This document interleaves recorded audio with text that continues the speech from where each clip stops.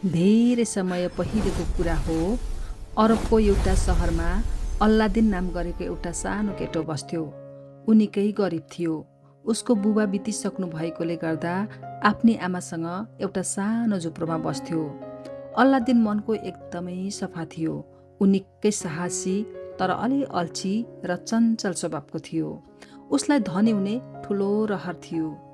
एक दिन अल्लादिन बजारमा खेलिरहेको बेला एउटा नचिनेको मानिस उसको छेउमा आयो।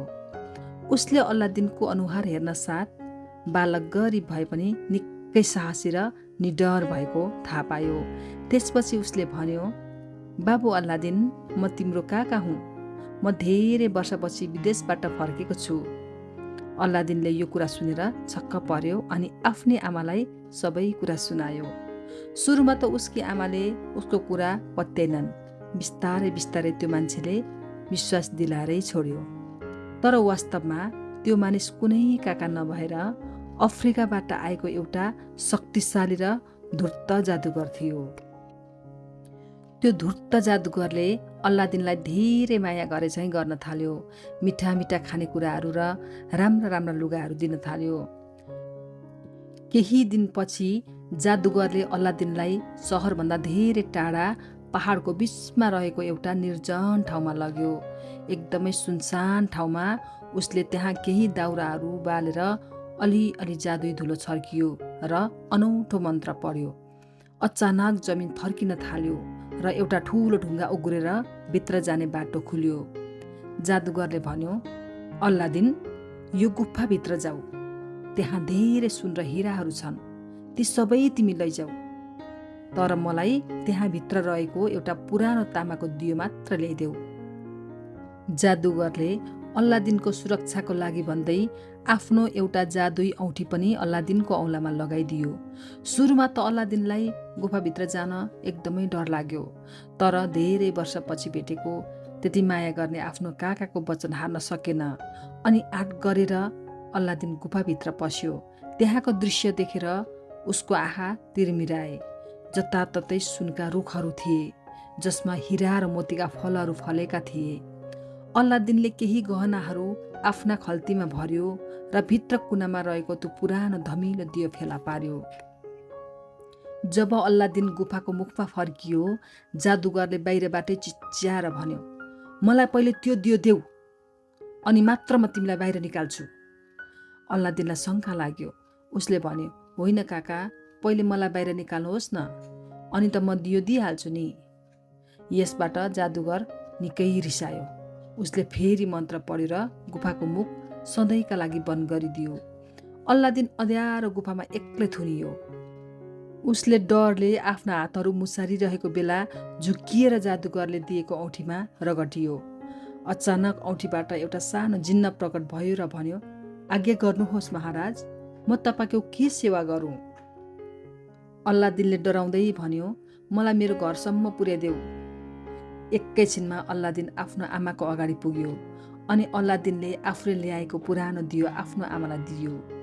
केही दिनपछि अल्लादिनकी आमाले त्यो पुरानो दियो सफा गर्न खोजिन्। उनले दियोलाई कपडाले रगट्ने बित्तिकै कोठाभरि धुवा फैलियो र औँठीको भन्दा पनि ठुलो र शक्तिशाली जिन्न प्रकट भयो। जिन्नले गर्जिएर भन्यो, म यो दियोको दास हुँ। जसको हातमा यो दियो हुन्छ, म उसको हरेक इच्छा पुरा गर्छु। जिन्नको मद्दतले अल्लादिनको जीवन पुरै फेरियो।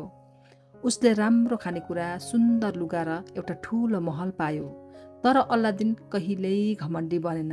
उसले गरिबहरूलाई धेरै माया र मद्दत गर्थ्यो।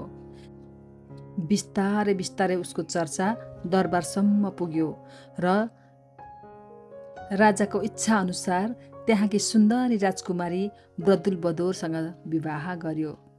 धेरै वर्षपछि जादुगरले अल्लादिन जीवितै छ र दियोको मद्दतले राजकुमार बनेको थाहा पायो।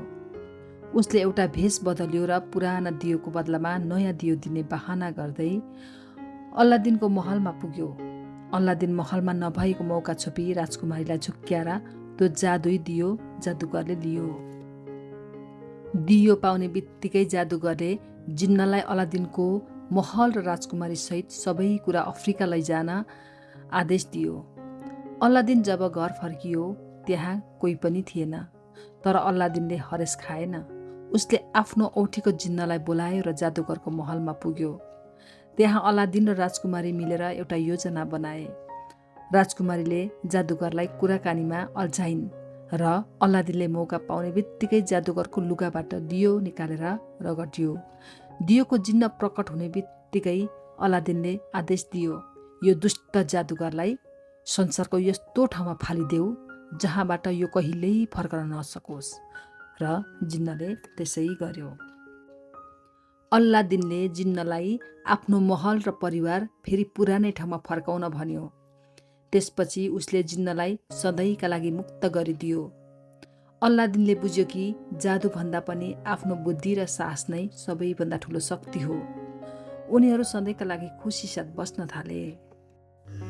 हजुरलाई आजको कथा कस्तो लाग्यो कमेन्ट अवश्य गर्नुहोला। अर्को कथामा भेट्ने बाचा गर्दै आजलाई बिदा चाहन्छु। धन्यवाद।